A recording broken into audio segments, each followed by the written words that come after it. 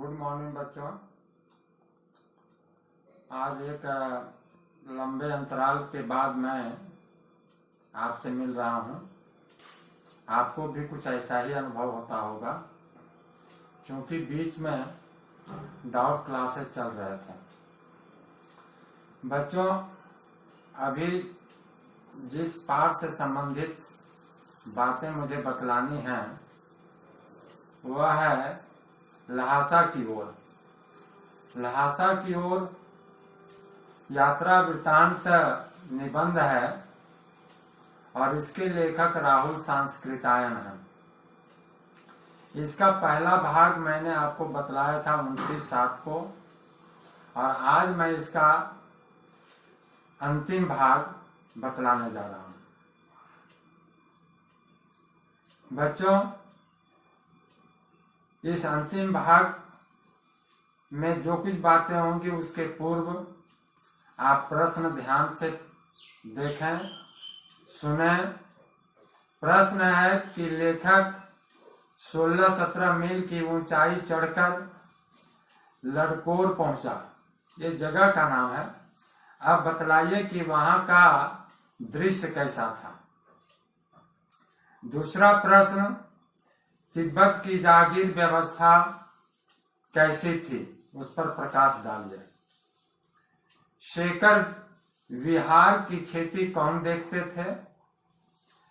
भिक्षु का स्वभाव और व्यवहार कैसा होता था? और तिब्बत में लेखक का वेशभूषा कैसा था? तो ये मैंने 5 प्रश्न आपको दिए हैं। इसका यथोचित रूप में पाठ पढ़कर सही जवाब लिखेंगे। वैसे जो मैं आपको बतलाऊं यहाँ पर, उसी में इन प्रश्नों का जवाब भी है। ध्यान से वीडियो सुनेंगे और इसका जवाब लिखेंगे। बच्चों, तिब्बत का सामाजिक जीवन के विषय में आपने पढ़ा ही है। अब आइए कि घोड़ों के द्वारा लेखक की जो यात्रा थी ल्हासा या तिब्बत के लिए, तो आप इसके विषय में जानिए कि 16-17 मील की ऊंचाई पर चढ़कर लेखक लड़कोर पहुंचा था। इसलिए उन्होंने घोड़ों के लिए दोपहर के समय कुछ समय लिया और वहां पर डांडे पर पहुंचकर घोड़ों को वहीं पर बांध दिया। 17-18 मील की ऊंचाई थी। दक्षिण तरफ हिमालय की इमारतें, बर्फीली चोटियां थीं। भीटे की तरफ वाले पहाड़ बिल्कुल नंगे थे, यानी उसमें किसी तरह का कोई पेड़ पौधे वहां पर दिखाई नहीं देते थे, और न ही वहां पर बर्फ थी, न हरियाली थी। सर्वोच्च स्थान पर डांडे के देवता का स्थान था, जिसे पत्थरों, सींगों और रंग बिरंगी झंडियों से सजाया गया था। बच्चों, शेखर विहार में जब लेखक पहुंचते हैं तो वहां देखते हैं कि तिब्बत की जमीन छोटे बड़े जागीरदारों में बटी थी। इन जागीरों का काफी हिस्सा मठों यानी विहारों के हाथ में था।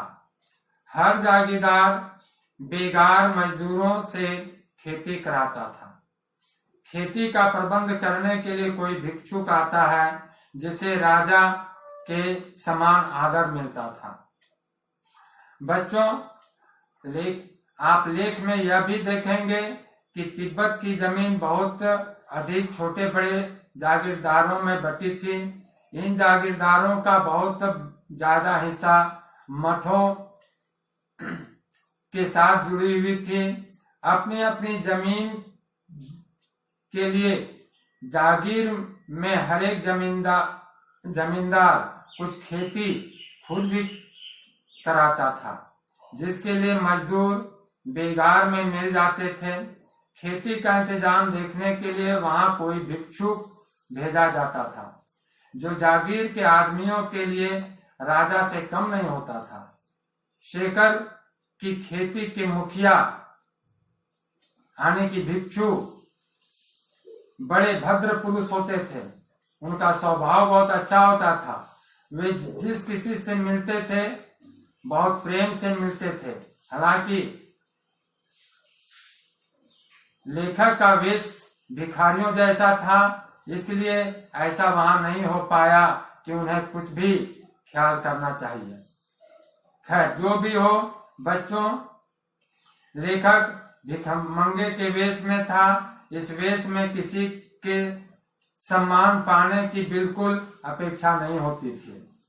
तिब्बत में वैसे भी भिखमंगों की कोई इज्जत नहीं होती थी। इनसे भी बड़ी बात यह थी कि लेखक सामान्य मनुष्य नहीं, राजा के समान पूज्य भिक्षु से मिलने जा रहे थे। इसलिए उनके मन में अपने वेश की चिंता तो थी और नहीं भी थी। बच्चों, तो ये ल्हासा की ओर पाठ शीर्षक जो यात्रा वृतांत है यह समाप्त है। और अगली कड़ी में आगामी कक्षा में मैं आपको सिलेबस बतलाऊंगा, क्लास टेस्ट के लिए भी और संपूर्ण सत्र यानी पूरे सेशन के लिए मैं बतला दूंगा, लिखित रूप में दे दूंगा। बहुत सारे पाठ सीबीएसई बोर्ड ने उसमें से हटा दिया है। जो पाठ रखा गया है उसकी सूचना मैं लिखित रूप में आप तक पहुंचाऊंगा।